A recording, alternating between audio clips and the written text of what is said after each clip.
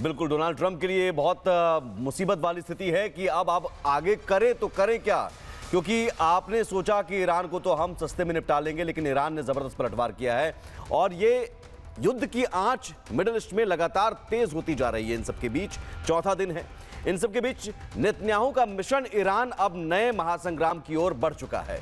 इस बीच ट्रंप भी रुकने के मूड में नजर नहीं आ रहे हैं, उधर ईरान भी झुकने वाला नहीं दिख रहा है। हॉर्मुज स्ट्रेट में गदर और खाड़ी देशों पर मंडराता खतरा, क्या है पूरी खबर, ग्राउंड से अपडेट समझाते हैं आपको इस खास रिपोर्ट के जरिए।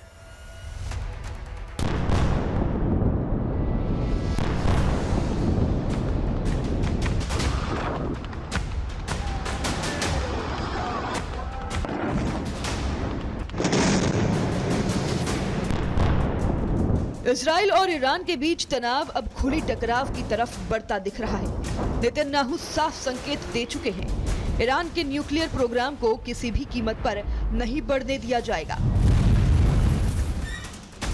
इजराइल का दावा है कि ईरान परमाणु हथियार बनाने के करीब है।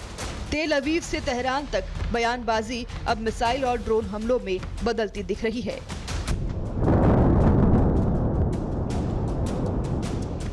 विशेषज्ञ मानते हैं कि अगर ये टकराव सीधा युद्ध बनता है तो इसका असर सिर्फ 2 देशों तक सीमित नहीं रहेगा, क्योंकि अमेरिका भी खुलकर मैदान में उतरा हुआ है। डोनाल्ड ट्रंप ने साफ कहा, अगर हालात बिगड़े तो अमेरिकी सैनिक ग्राउंड पर उतर सकते हैं।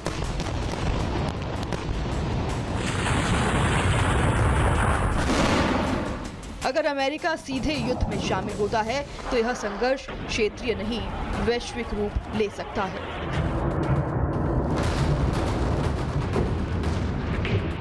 स्ट्रेट ऑफ हॉर्मुज ये वही समुद्र का रास्ता है जहां से दुनिया का करीब 20% कच्चा तेल गुजरता है और ईरान ने जंग शुरू होने के बाद यहां का रास्ता बंद कर दिया है, जिसके बाद से तेल की कीमतों में विस्फोटक उछाल आया है।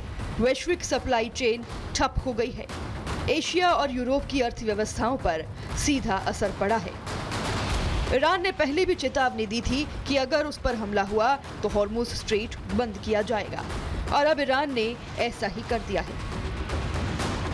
खाड़ी के देश Bahrain, Iraq, Doha, Dubai, Abu Dhabi, Baghdad, Persian Gulf, Iraq, Haifa और कुवैत, इनकी जमीन पर अमेरिकी सैन्य ठिकाने और दूतावास थे, लेकिन अब ईरान के जवाबी हमले ने सब कुछ तहस नहस कर दिया है।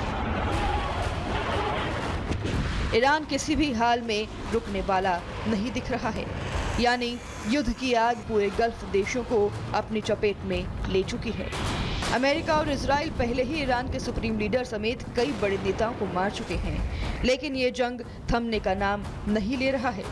रुक रुक के हमले लगातार जारी हैं।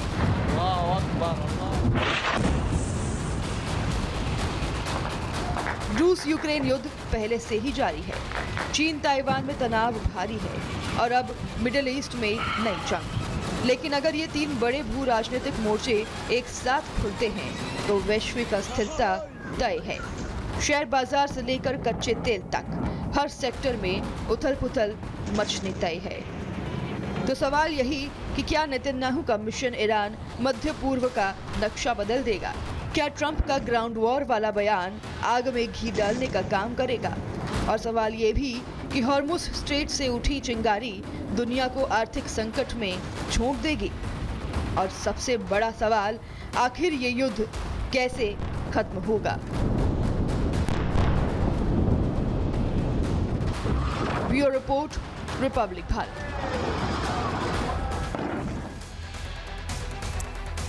तो मिडिल ईस्ट में जिस तरीके से जबरदस्त तरीके से हलचल मची हुई है, इस बीच वार पलटवार चल रहा है। देखना यह होगा कि कौन किस पर भारी पड़ता है, लेकिन नुकसान लगभग खाड़ी के सभी देशों को दिखाई दे रहा है और यही वजह है कि अब यहाँ पे कहीं कहीं जो दूतावास अमेरिका के वो बंद हो रहे हैं, तो वहीं अब इजराइल की ओर से भी हिजबुल्लाह के ठिकानों पे ताबड़तोड़ अटैक किए जा रहे हैं। इस बीच ट्रंप की ईरान को चेतावनी सामने आई है। ईरान को लेकर फिर सख्त हो गए हैं ट्रंप की ओर से यहाँ पे ग्राउंड ऑपरेशन की धमकी भी दे दी गई है और ये कहा गया कि जरूरत पड़ी तो सेना भी उतारूंगा, लंबी लड़ाई के लिए तैयारी पूरी है, ये ट्रंप की ओर से धमकी दी गई है और ये कहा गया कि हम पहले से ज्यादा तैयार हैं।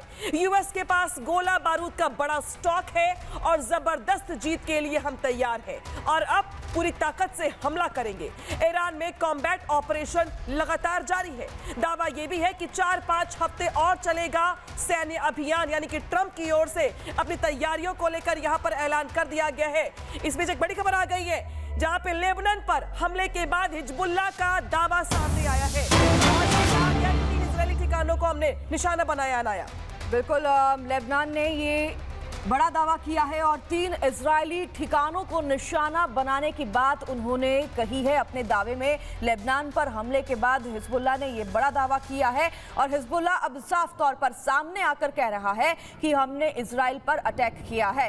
अब हिजबुल्लाह जो है सीधे तौर पर क्लियर कट में नामिका इजराइल पर हमले कर रहा है, ताबड़तोड़ हमले कर रहा है। इतना ही नहीं, इजराइल ने भी जवाबी कार्रवाई में लेबनान पर हिजबुल्लाह के कई ठिकानों पर अटैक किए और अब हिजबुल्लाह ने भी अपना बयान जारी किया जिसमें उन्होंने दावा किया है कि उन्होंने इजराइल पर हमला किया है, 3 इजरायली ठिकानों को निशाना बनाया है और उन्हें टारगेटेड अटैक किया है उन निशानों पर, उन ठिकानों पर। हिजबुल्लाह भी अब इस युद्ध में उतर आया है। हिजबुल्लाह और इजराइल के बीच जो सीज फायर हुआ था उसके बाद पहली बार हिजबुल्लाह ने यह हमला किया है।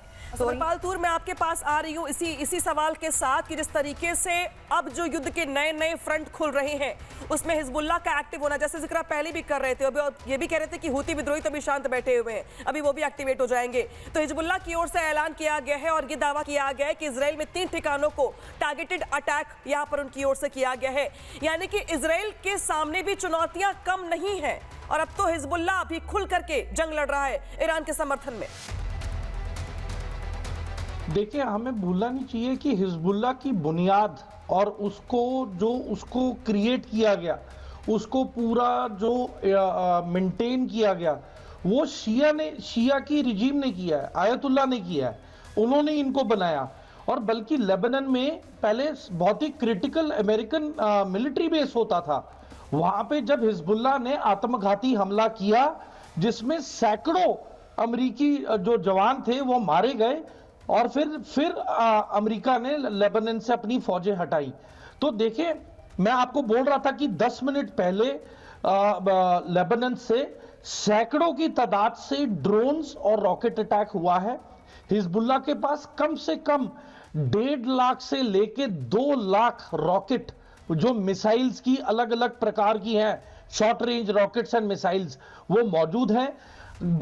कहा यह जा रहा था कि लेबनीज मिलिट्री हिजबुल्लाह को मतलब डिसआर्म कर रही थी, इनके फाइटर्स को डिसआर्म कर रही थी और वहां पे लीगल इश्यूज भी आ रहे थे कि वो डिसआर्मिंग के लिए उन्हें सुप्रीम कोर्ट से ऑर्डर नहीं मिल रहे थे, उन्हें सर्च वारंट्स नहीं मिल रहे थे।